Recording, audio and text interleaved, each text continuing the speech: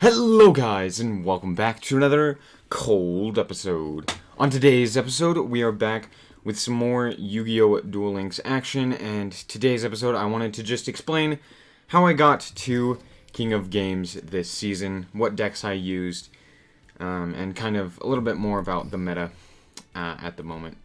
So, as you can see, we kind of went on a bit of a tear, just lost that one game, 1 out of the last 9 played to get into King of Games. And what I've noticed is that even though there are additional ranks within Legend itself, ultimately getting to King of Games does feel a little bit easier because the more difficult opponents, the opponents that are playing really good decks, or the opponents that are actually really good players, or what have you, tend to be more spread out, right? Yeah, I mean, if we go back into the log here, you'll see a lot of opponents in, like, Legend 1 and 2, and, like, legit, no one else was in anything higher than that, right? So, ultimately, getting to King of Games did feel a little bit easier, because getting to Legend is just, it's so easy, right? On top of, like, overall, more people are kind of spread out throughout Legend, which means you're going up against the better players, the better decks, less often. Now, I want to talk about what the decks that I used to get to King of Games, and then I'll show you some replays. So first and foremost, the first deck, the deck that I actually got from Legend 4 all the way up to King of Games with, was my Dark Lord deck. It's a very standard Dark Lord deck, running an Artifact Lancia and a Cosmic Cyclone in the main deck. Now, this being said, honestly, I almost never used Artifact Lancia. It's much better in tournament, where things that banish are a lot more common. Things like Black Wings kind of banish, but like Ritual Beasts in particular, Element Sabers, and Dark Magicians all banish. And I think Cyber Dragons as well, Shiranui, all of them banish. So, Artifact Lancia, really good in tournaments. On the ladder, how often did I see those decks? Not very often. Black Wings I saw a fair amount. Black Wings were pretty good. I saw a few other Dark Lords. I never ever saw Ritual Beast, which was sad. Ritual Beast is one of my favorite decks. And so, honestly, I'm probably going to take out Artifact Lancia, put in another Cosmic Cyclone, or put in a Sphere Karibo. But I did use the Artifact Lancia a couple of times, more so as like a bait. You know, you'd set it, someone would try and Cosmic Cyclone it, thinking it's your Sanctified Dark Lord, and then they wasted that on an Artifact Lancia. That's mostly what I used it on, but it's a very standard Dark Lord deck, running Double Desire, because I just found it to be extremely useful to be able to have 2 in case you accidentally compensate for 1. Compensation for the skill, triple banishment, contact, stuff like that. Very standard. I still enjoy it. Moving on to the next deck here. The next deck that I actually enjoyed using, and that I did end up using a little bit, not too much, but I did climb fairly well with it, was this Ancient Gear Barrel Dragon. Kind of weird deck. It is from 2 different structure decks, so that's kind of a bit different. But yeah, triple Galaxy Cyclone, triple Gear Town, stuff like that. Pretty standard. Double Ancient Gear Reactor Dragon, only the 1 Ancient Gear Fortress, along with double Desperado Barrel Dragon and double Blast Spider. Using Drowning Mirror Force as my tech card, with obviously the Wyvern. And the other interesting card is this Super Team Buddy Force. Now, why am I running Ancient Gears like this, rather than just regular Ancient Gears with Ancient Gear Reborn or something like that? Well, here's why. Super Team Buddy Force, special summon a monster from your hand or graveyard with the same original type as the monster that you selected, but a different original name, which means any of these monsters you can summon from your hand or graveyard if you have any of these monsters on the field.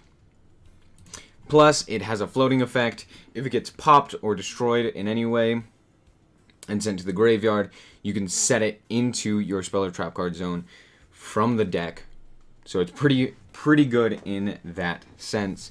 And then it's just very standard. Desperado Barrel Dragon is probably one of the best boss monsters ever. I mean, it's probably only beaten by things like Cocytus and Purgatrio, and that's about it. Like, just the ability to destroy things based on a coin flip that your opponent controls during the battle phase every turn, not just on your turn or the opponent's turn. Every turn is insane, and it's not hard to get out. So, it's one of the better boss monsters overall. So that's why using it is really good. Then Ancient Gear Reactor Dragon, obviously for similar reasons. And this one, I noticed I had a little bit more trouble against some of the more meta decks, right? Things like Dark Lords I had trouble against. Things like Element Sabers I did have trouble against, right? Stuff like that I did have a few issues against, but Drowning Mirror Force caught quite a few people. Just wiped them out, and then it was just like, okay, cool, now I can just set up and win. And it was super easy, super nice. Nothing in here matters. Let's move on now to the last deck that I really did end up using. And this time it is... This one's a big brain deck, similar to Dark Lords. This is Ritual Beasts. Very standard Ritual Beast with the double Cosmic Cyclone, double Treacherous Trap Hole. Only the one Ritual Beast return and the one ambush. Triple Rampangu, triple Tamer, Elder, and Winda. Canahawk, triple, one Petalfin, one Apelio. Pretty standard. And then just the two Ultipelio, triple Ulti Canahawk, and one Ulti Petalfin. Ulti Petalfin basically is only in here in case you used to open up with a pretty terrible hand, something like an Elder Tamer and a Winda, and then like any of your spell or trap cards, so that you're just like, okay, well, I guess I'll just set this stuff, or like, say you open up all three of these, right? You open up Petalfin, Winda, and your Elder Tamer, or Tamer Elder, on the first turn, which means you can't return something the opponent has to the hand. So instead, you just set the Winda and the Elder and go for a Petalfin. The reason for that, the reason you would go for Petalfin over just setting a Winda is because Winda can be sent to the graveyard, they can be returned to the hand. There are a lot of different ways to get around this. Well, even though it's good to like get onto the field, get something else onto the field, it's better just to have the 2800 defense on the field, and then you can, if something can get over that, you send it away, bring back your Winda and your Elder. There you go. Then Canahawk, pretty standard. If you haven't seen my video explaining the Ritual Beast combo, go check that out. I'll try to remember to leave a link to that down below. And I'll leave a link to all of the videos that I've done on all of these decks, because I've done videos on all of these decks, and honestly, I find all of these decks really fun to use. So yeah, this one was probably my favorite. This is the one that I used most often. I caught quite a few people with Sealed Tombs just because, like, there are a lot of Dark Lord players, there are a lot of Shiranui players, there are a lot of other players out there that utilize the graveyard, right? And if you wanted to, I've seen people just tech in Necro Valley. You just tech in Necro Valley, and then it's just like, okay, great, now, you know, people can't special summon from the grave at all. The only reason I wouldn't do that in this deck is because you actually do use the grave a fair amount with your Ritual Beast Ambush and your Ritual Beast Return. So, there you go. Those are the three decks that I did end up using, and I did really enjoy. Now let's hop into some replays real quick, showing you what the ladder's kind of like right now. Alright guys, welcome back. So, before we get into this, I just wanted to say that I thought I had a replay, or at least a few replays of when I was playing with Ritual Beasts, but since you can only save 5 replays, they're all the Dark Lord replays, because that's what I was playing towards the end, and that's what I was deciding to save. So, you're only going to see the Dark Lord replays, but hopefully you guys enjoy it. So, let's hop into that real quick. Alright, so here we are up against Akiza Izinski, using Ubel, obviously, for compensation. So here we go. We start off with a pretty good hand. We use Nastin to send the Sanctified Dark Lord and Tez to the grave. Grab up our Tez using Contact. We use Tez to negate the effect of the Dragoonity. We are facing off against the new Dragoonity deck. And honestly, here's the thing. I think Dragoonity does have potential to be top tier. However, at the moment, I don't think it is. I don't think it's at least like tier 2 or tier 1. It could be a tier 3 deck, but it does have a really hard time against Dark Lords because of Sanctified Dark Lords literally negating, stopping them from playing the game, right? So, here we go. We activate this, grab up the Superbia. Then we top deck a Banishment, which allows us to grab up Desire, compensate again, send a Contact, that's also pretty good, send a Desire, and then we get Drowning, Mirror Forced. That's why we kept the Nastin in defense position. Worried about I was more worried about a face down than something else. So here we go, we top deck another Banishment, grab up ourselves an Eggshell. Why do we grab up an Eggshell? Because we wanted to draw 2. We did happen to draw into a Cosmic Cyclone, which was pretty good. Compensation again, set ourselves the Sanctified Dark Lord. Setting that Sanctified Dark Lord is really helpful here, because that's why. They activate their effect, send a Dragoonity to the grave, and we just straight up negate it, swing in, and then they surrender now. Oh wait, no, sorry. They don't surrender now. We do our full play. Here we go. We're going to fast forward through this. Very standard Dark Lord stuff. Dark Lord Contact, Superbia Contact, Eggshell, Grab Up, Tez. You know, all this standard stuff. Compensation, yada yada. Swing in, another Drowning Mirror Force. Then they draw their card and give up. So there you go. That's what it's like. Dragoonity, I did see a fair amount of Dragoonity. Here's the thing. Most of the time when I saw him, I was playing Dark Lords, because I started playing Dark Lords, again, as I said, towards the end of the season. And so I never really saw them actually get off any of their combos. But I do know that Dragoonity does have a fair amount of combos that they can do. And I just kind of shut it down every time. So, there you go. If you want to stop Dragoonity, play Dark Lords. Pretty simple. Alright guys, so here's what I decided to do. I decided to give you guys a live game where we play our Ritual Beast deck. We're going up against the Siju Ishtar, which probably means Sealed Tombs. And here we go. We start, which is pretty good for us, and we start with an Elder and a Canahawk within our hands. We're going to Elder into Canahawk, into Canahawk's effect to banish. We are going to banish Apelio. Why can't... Oh, I don't have Apelio. Why don't I friggin' have an Apelio? Oh, right, because I screwed up my deck. Whoops. So we're going to banish Winda here. Then we are going to special summon our ulti Canahawk. Activate its effect. We are going to send Elder to the grave. And the reason we're going to send Elder is because we want the other 2 on the field if need be. So we're going to grab up our other card. What other card do we want? Let's grab Ritual Beast Ambush, because it can also summon from the grave.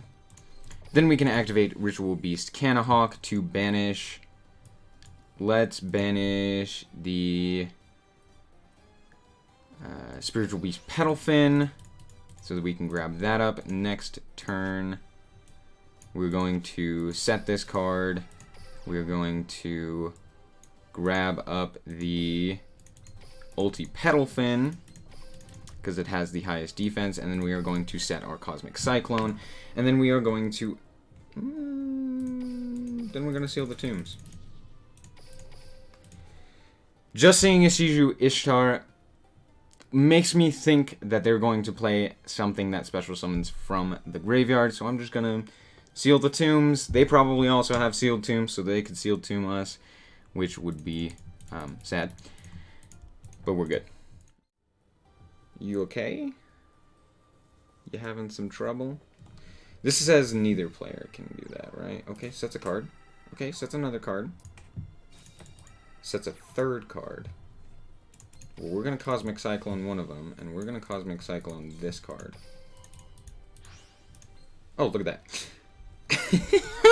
that. Then, in the end phase, we are going to grab up Winda and Petal Fin. We want to do this now because we want to be able to return during their turn twice, or during our turn twice, using Petal Fin. So right now we're going to send Elder, return the middle one. Maybe, maybe not. Maybe we don't get to. It is a treacherous trap hole.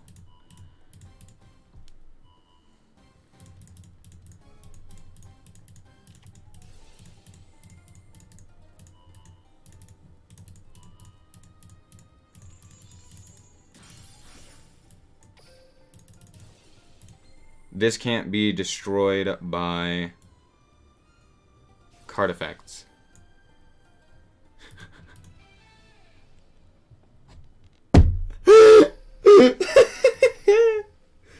Alright, there you go. That's how Ritual Beasts work. That's another reason to use Ulti Petal Fin. Can't be destroyed by card effects during either player's turn. You can return it. Very standard. It's just so good defensively. And I don't think they realized that. So there you go. That's what the deck is like. So there's a replay of that. I'm not going to show you a replay of the Ancient Gears. You've seen Ancient Gears. You've seen Desperado. Don't need that. Alright, let's hop back into one more replay real quick.